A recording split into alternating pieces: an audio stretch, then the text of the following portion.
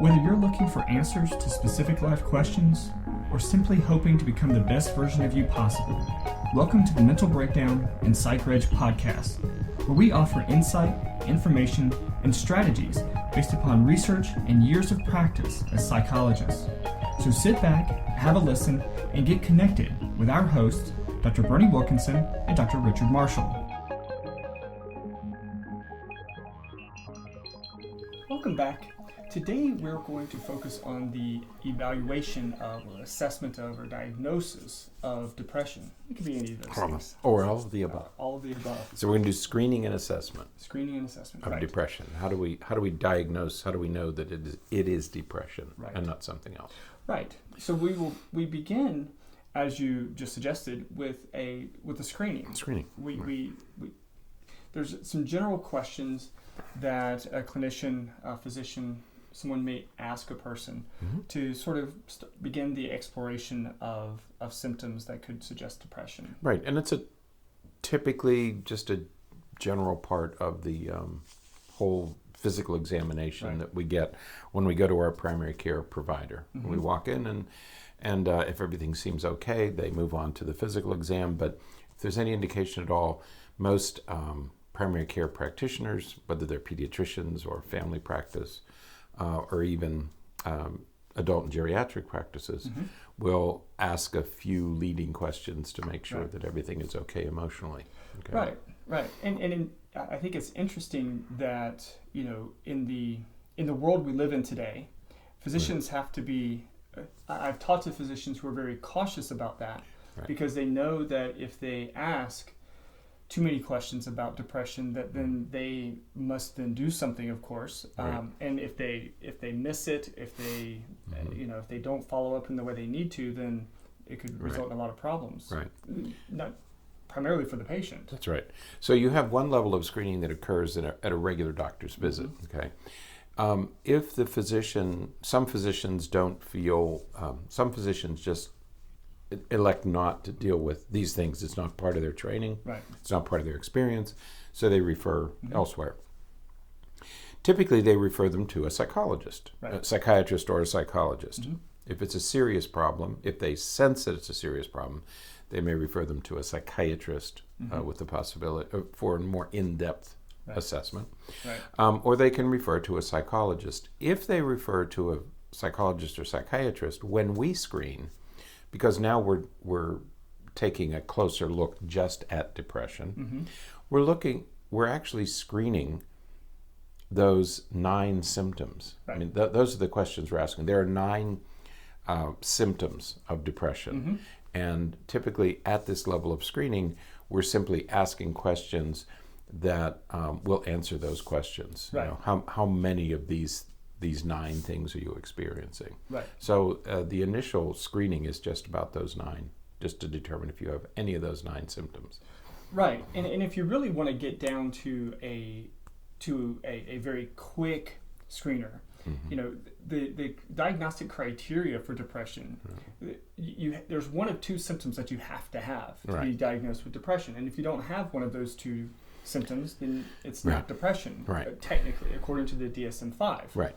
So, that's sadness, pervasive sadness, most of the day, nearly every day for at least 2 weeks, and that anhedonia that we talked about the other day, the lack of pleasure, lack of seeking pleasure.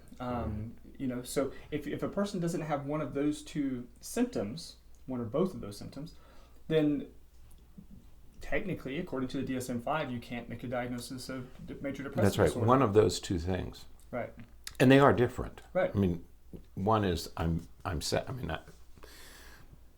if you've been depressed, you would know the difference. But you need both, and I'm glad that they make both of them, that they list both of them, because there's a big difference between being sad and not having pleasure, because you can be sad every once in a while, but if you're still having pleasurable activities and a part of your life is good, it may not be depression. It could be something else.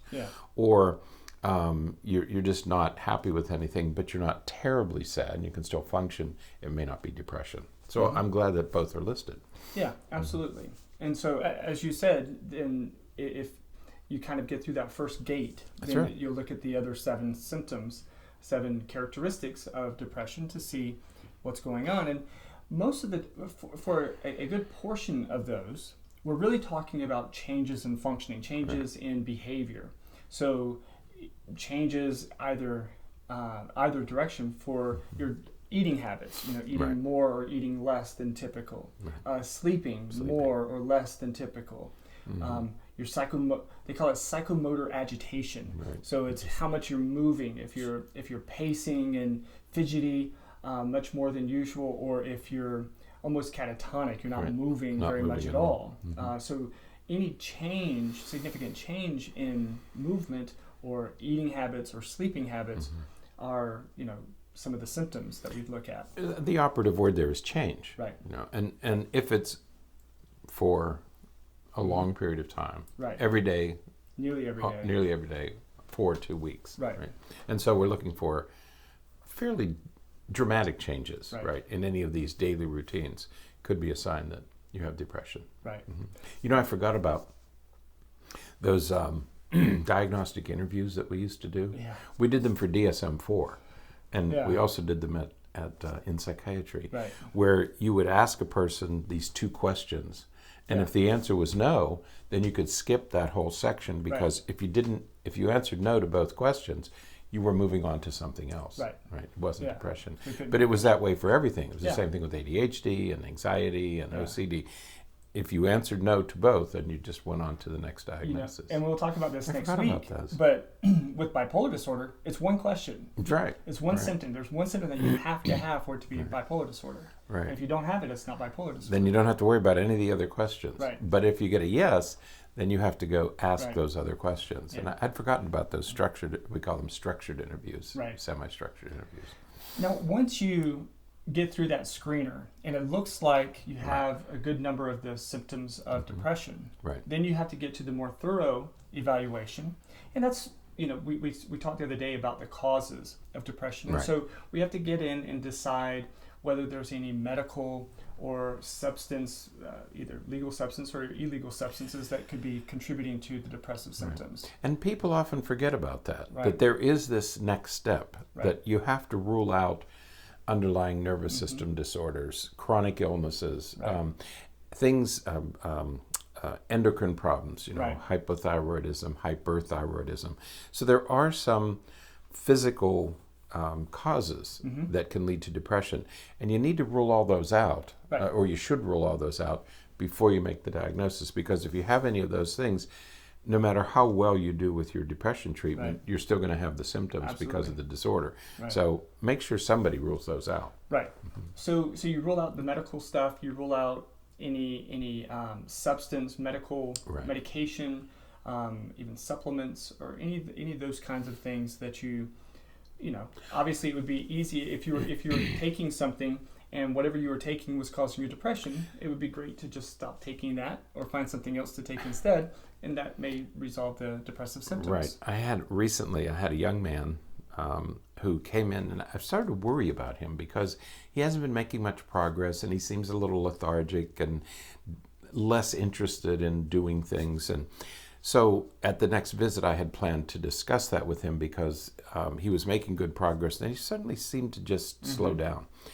And so at the next visit, I was just about to ask him if anything had changed, and he said, it's a funny thing. I keep these journals, and he said, I've only been able to write 1 page in the last 2 weeks, which was very unusual for him because normally he writes volumes in a 2-week period.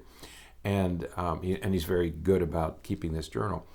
And he said, I just don't feel like doing anything. I'm kind of listless and unmotivated. And I said, all I want to do is what? And lo and behold, as we went into it a little farther, he said, it feels like I'm taking too much medication. And he knows because he's been on medication for years. Right. And so that may be the reason why I was sensing that he seemed to be slipping into a bit of a depression. And he volunteered that. He said, it feels like I'm over-medicated. And so he was then going to call his psychiatrist and discuss that with him, because that may have been the cause, is that he was just taking a little too much medication. Absolutely. So So again, you rule those things out, and then you get into a more thorough psychological evaluation with questionnaires and different tests. Of course, as is the case with everything that we talk about in mental health, there are no lab tests or blood work or anything like that you can do to diagnose or to confirm a diagnosis of depression. But you can there are sort of self-report tests, and there's a variety of them. Some that are very specific to depression, the most famous of which probably is or most well known of which is probably the Beck Depression Inventory. But then there's other ones that kind of dig into it a little bit deeper, like the MMPI and the Milan scales and some of those. And those are more thorough scales that look at a lot of different things. And the importance of that is, if you're a very anxious person, you may start to experience depressive symptoms, but those depressive symptoms may be sort of a consequence of the anxiety. And so you give these more broad scales, omnibus type scales, that look at a lot of different things, so that you can try to figure out what is the thing that you need to treat first. And then you treat that, and then a lot of times the other behaviors, other symptoms will remit. And no matter how long I've been in this field, and I've been in it for a long time, I always appreciate the rating scales, because when you begin to question a person, your questions can narrow down too quickly. And what a rating scale does is it forces you to consider all of the questions. And that's what I like. It's sort of a self-check on my own reliability. Because once you begin pursuing something, you say, oh, this really looks like depression, you have a tendency to narrow your questions. A rating scale forces you to broaden it again. And the other nice thing about using rating scales is that if you are choosing good ones, that part is really emphasized. We have to really think about the psychometric properties of these rating scales. But if you choose good, strong scales, you can use them to progress monitor as well. So if a person has depression and you start treatment with them, you can use the rating scales to monitor progress along the way to see if the symptoms are improving. And then you have sort of quantifiable data to support that. You know you're dealing with depression, and now you're monitoring your own progress, or the person's progress, but your effectiveness with that person. Absolutely. Good for that. And we're going to get into that more tomorrow when we talk about treatment. So, anything else? No, I think that's it. It's 3 parts. It's screening, going through and then the ruling out any medical problems. That's where your lab tests come in. I was thinking about anemia. Sometimes you see people who are anemic. Well, that's a blood test. You check for iron. So that's when your lab tests are done. But they're not lab tests for depression. They're lab tests for medical problems that we know are associated with depression. And then the third is the more thorough assessment, where you typically rely on rating scales to have the person either self-rate or have other people rate the person. And that will help you narrow down your diagnosis. So, all right. So it's 3 parts. That is it for today. Yes. Until next time, stay happy, stay healthy, don't forget to be afraid. Thanks for sharing this episode of the Mental Breakdown and Psychreg podcast. Be sure to check out the show notes for links to follow us on Twitter and subscribe to our YouTube channel, where you will find all of our previous podcasts and much more.